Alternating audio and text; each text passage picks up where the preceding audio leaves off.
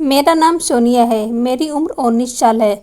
अभी मेरी शादी को 3 महीने गुजरे थे कि मेरे पति की डेथ हो गई। पति के मरने के बाद मेरे 3-4 महीने तक तो ससुराल में ही रही और फिर मेरे माँ बाप मुझे लेने के लिए आ गए, लेकिन मैं उनके साथ नहीं गई क्योंकि मैं अपने माँ बाप पर बहुत बोझ नहीं बनना चाहती थी, क्योंकि मेरे पापा की हालत कुछ ठीक नहीं थी। उन्होंने बहुत ही मुश्किल से मेरी शादी की थी।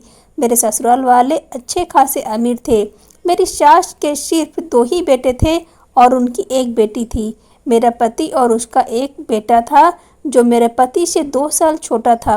मेरे पति के मरने के बाद मैं चाहती थी कि मेरी सास मेरी शादी मेरे देवर से कर दे, इसीलिए मैं उनका दिल जीतने की बहुत कोशिश करती। मैं घर का सारा काम खुद ही करती थी और रात को सोने से पहले अपनी सास के पैर भी दबाया करती थी।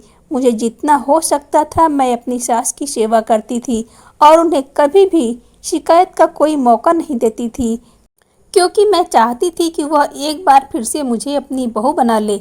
मेरी एक नंद थी जो शादीशुदा थी। वह बहुत कम ही हमारे घर आया करती थी, क्योंकि मेरी सास ने उसकी शादी अच्छे घर में की थी। ज़्यादातर वो अपने घर में रहना पसंद करती थी। उसके घर में तो हमारे घर से भी ज़्यादा ऐशो आराम मौजूद थे और वह अपने ससुराल में बहुत ही खुश ज़िंदगी गुजार रही थी। लेकिन मेरी नंद जब भी आती थी मैं उसकी बहुत ही अच्छे से खातिरदारी करती थी, उसकी पसंद के खाने बनाती थी और उसके बच्चों का भी बहुत ख्याल रखती थी। इस बात से मेरी सास बहुत ही खुश हुआ करती थी। मेरी सास मुझे पसंद तो शादी के पहले दिन से ही करती थी। मैं भी उनके साथ बहुत अच्छा व्यवहार रखती थी और मुझे ढेर सारा आशीर्वाद दिया करती थी और कहती थी कि मेरा आशीर्वाद तुम्हारे साथ है, भगवान तुम्हें हमेशा सुखी रखे। मैं तो भगवान से प्रार्थना करती हूँ कि मेरी दूसरी बहू भी मुझे अच्छी मिल जाए, जितनी अच्छी तुम हो। और मुझे कहती कि तुम मेरे लिए बिल्कुल मेरी बेटी की तरह हो। तुम जिस तरह से मेरी सेवा करती हो इस तरह से तो कोई बेटी भी अपनी माँ की सेवा नहीं कर सकती। मैं अपनी सास का किसी भी तरह दिल जीतना चाहती थी, क्योंकि हमारे घर में सिर्फ मेरी सास की ही हुकूमत चलती थी। हर चीज़ उनके कहने पर ही होती थी। उनकी मर्जी के बिना तो घर में पत्ता भी नहीं मिलता था।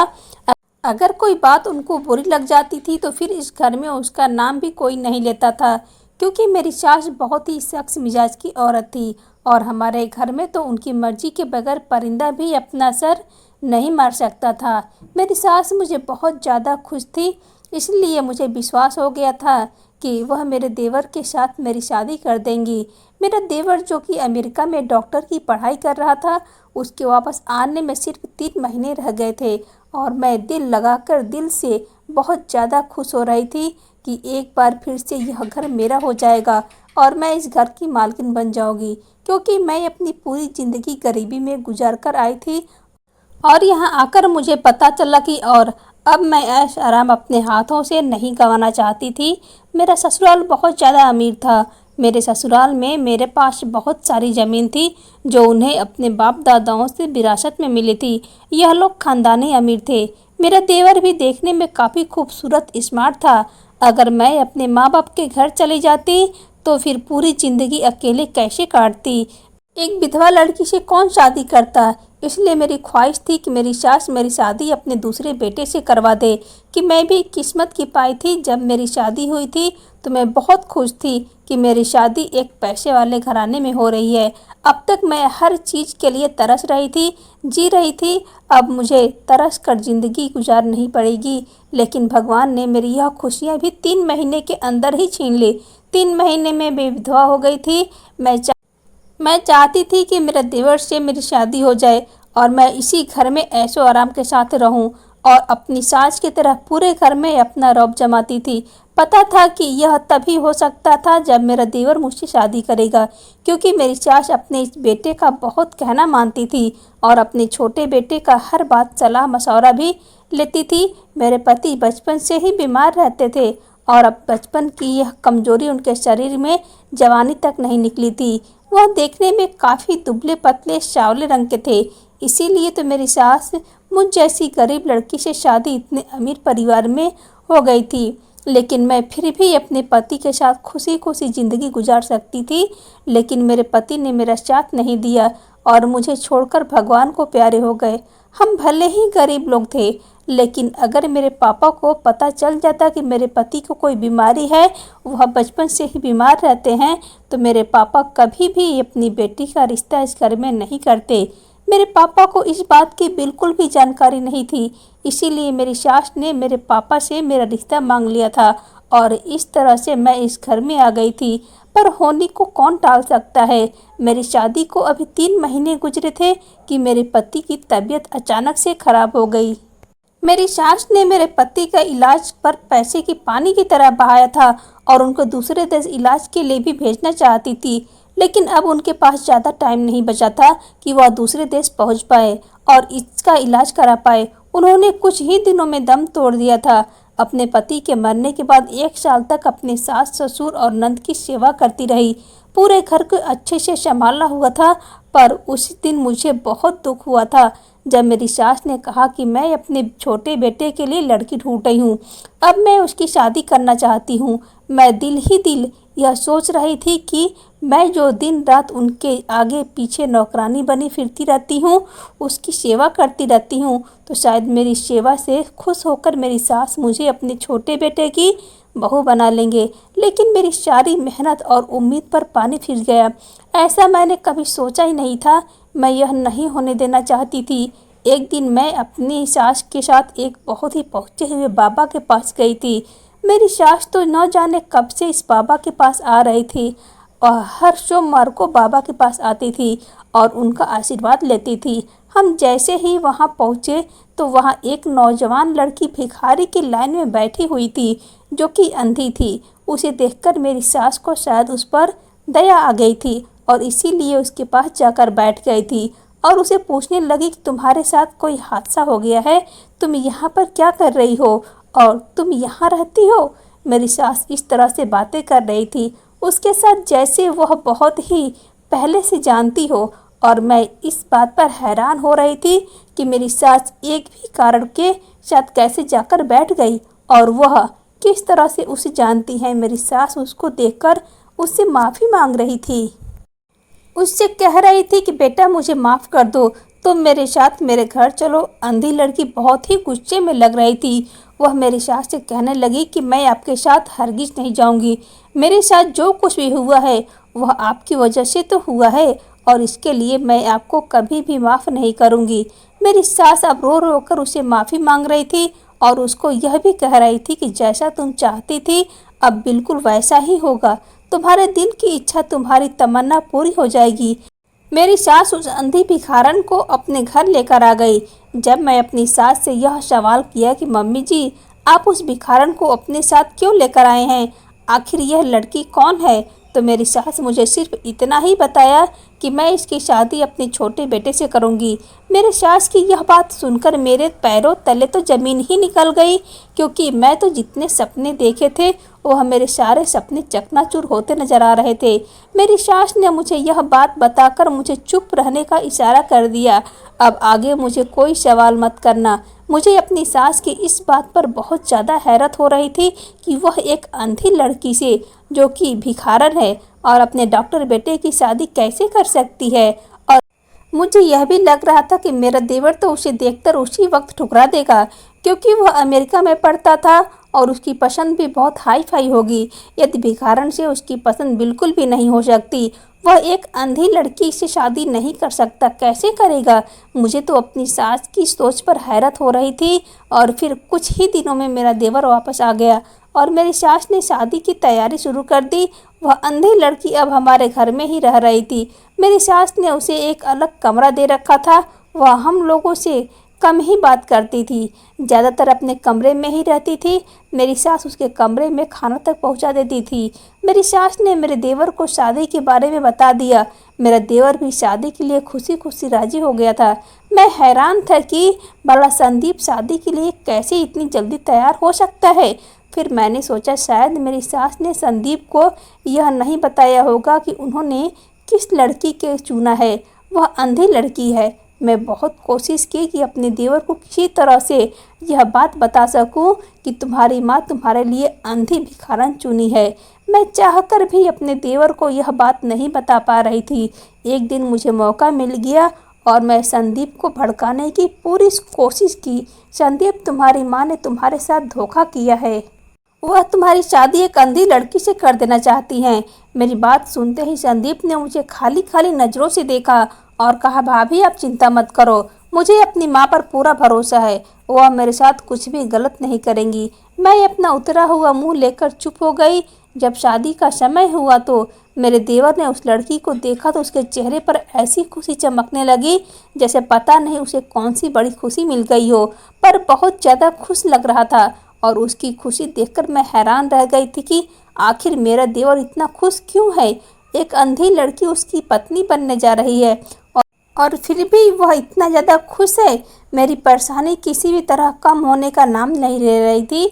मुझे कुछ भी समझ नहीं आ रहा था। और फिर मेरे देवर की शादी उस अंधी लड़की से हो गई और वह मेरी आंखों के सामने ही अपनी पत्नी का हाथ पकड़कर अपने कमरे में लेकर गया। मेरे सारे सपने जो अब तक मैंने देखे थे वह सब धरे के धरे रह गए।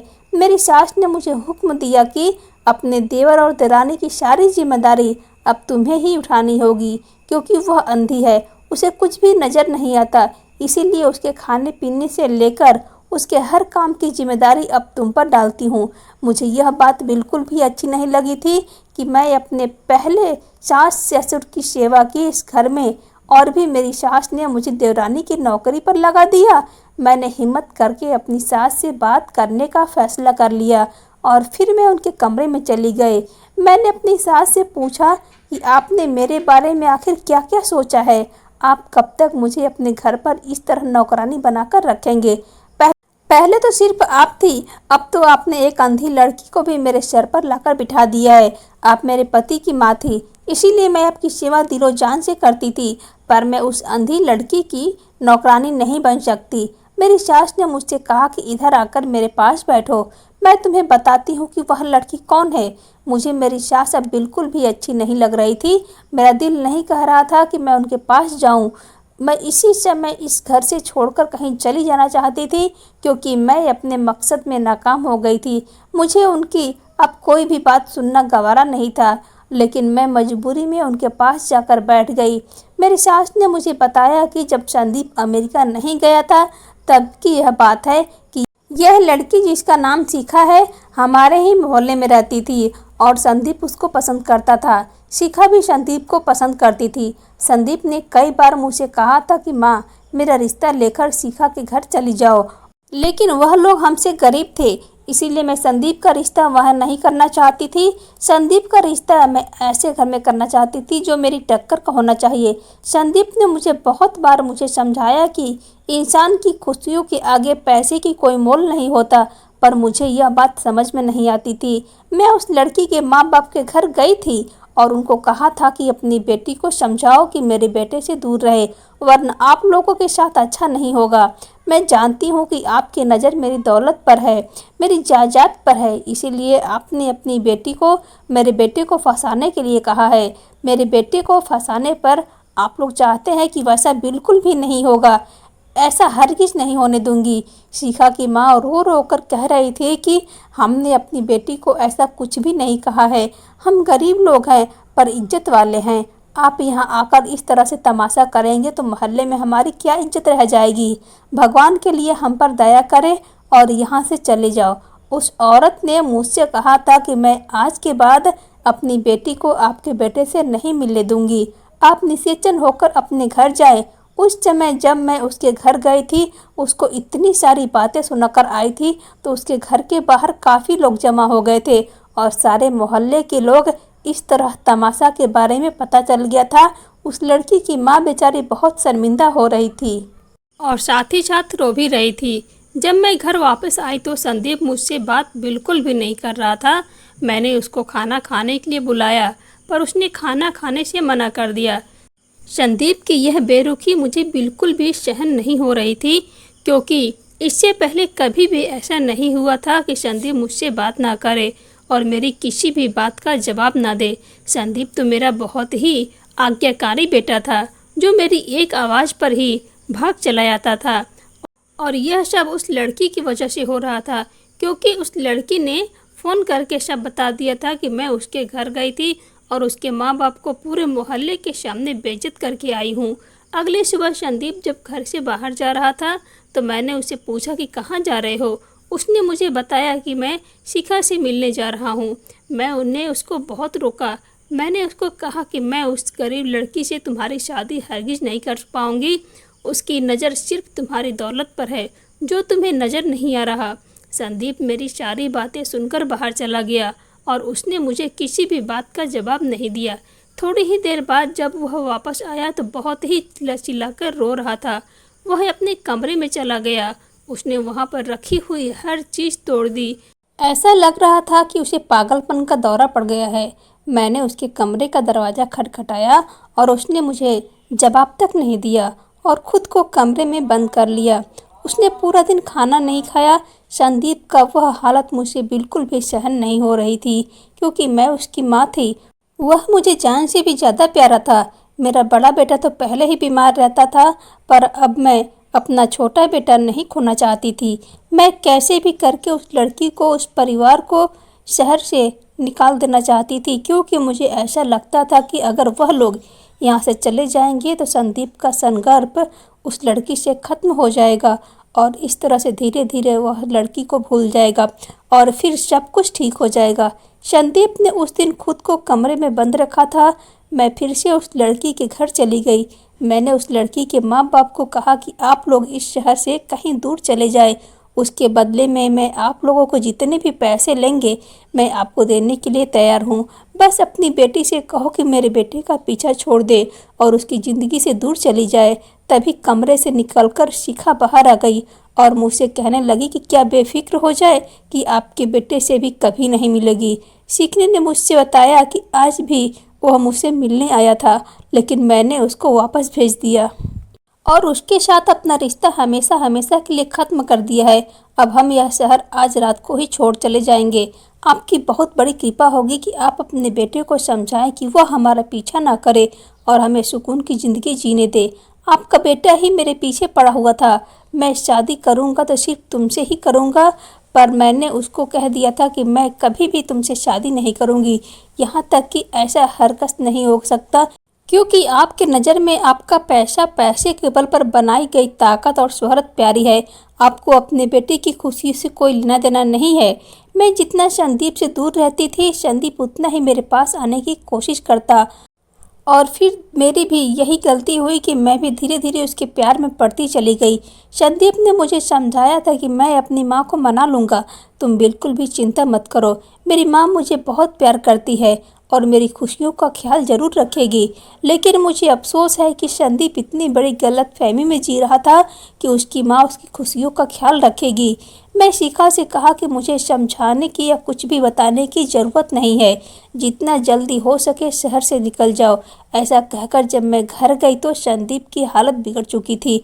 मैंने यह सोचा था कि यह सिर्फ कुछ ही दिनों की बात है, धीरे धीरे खुद ही खुद ठीक हो जाएगा और शिखा को भूल जाएगा, पर ऐसा कुछ भी नहीं हुआ था। संदीप की तबीयत दिन ब दिन बिगड़ते ही जा रही थी।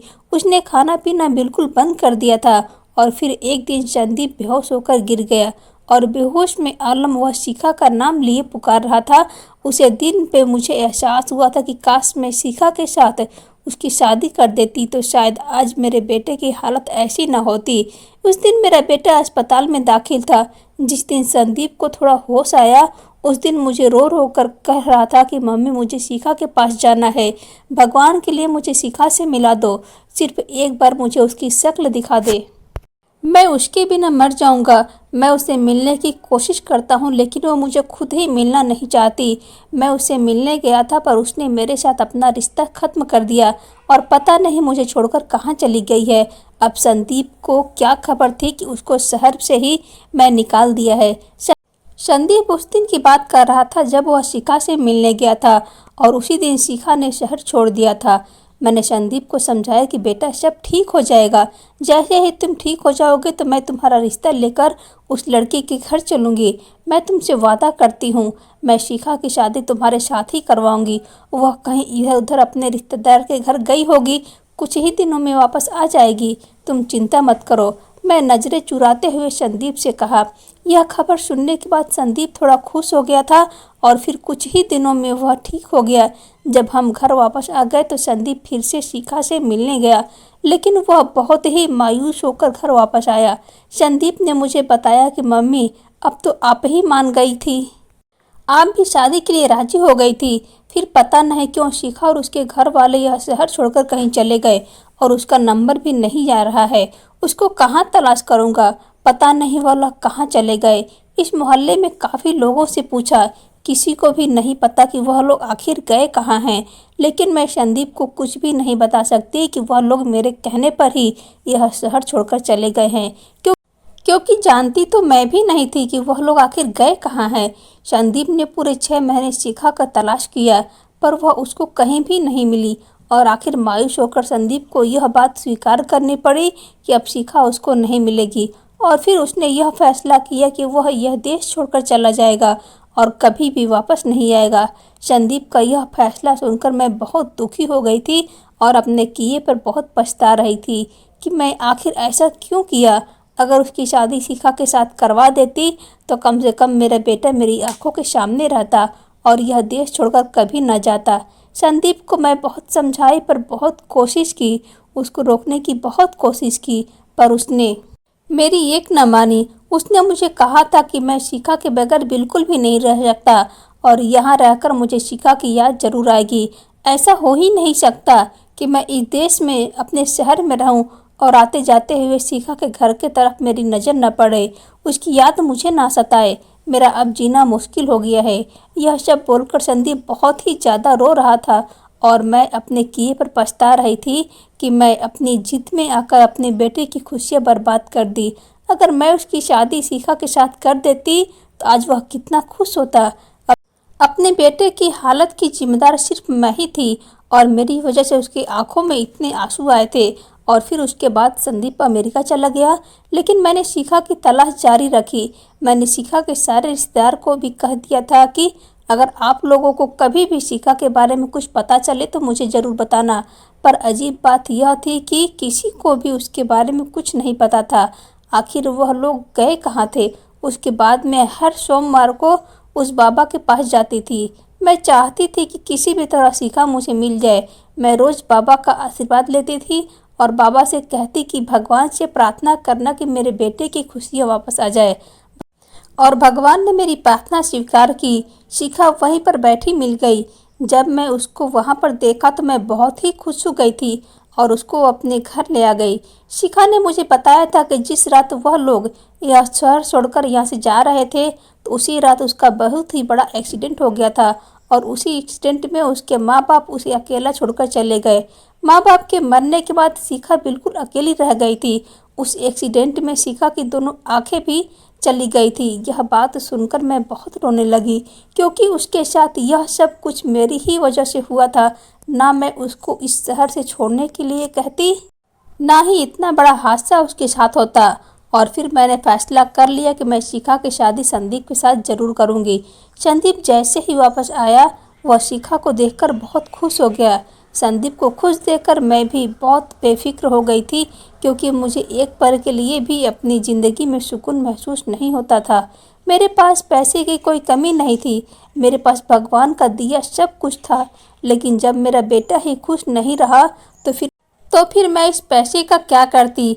और बेटा, मुझे पता है कि तुम्हारे दिल में क्या था, तुम क्या चाहती थी। मैंने भी तो सच कहा था कि अगर मेरे बेटे की ज़िंदगी में शिखा ना होती तो मैं तुम्हें संदीप की पत्नी बना देती। लेकिन मैं मजबूर हूँ, मैं वैसा नहीं कर सकती जैसा तुम चाहती थी।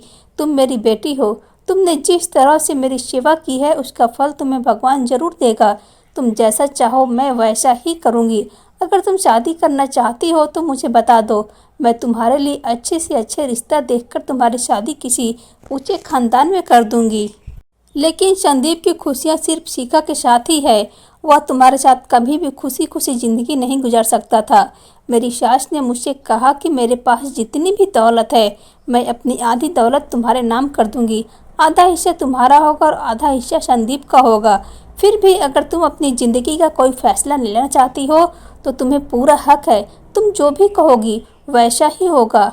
अपनी सास की सारी बातें सुनकर मुझे उस समय एहसास हुआ कि मैं जो कुछ सोच रही थी वह बहुत ही गलत था।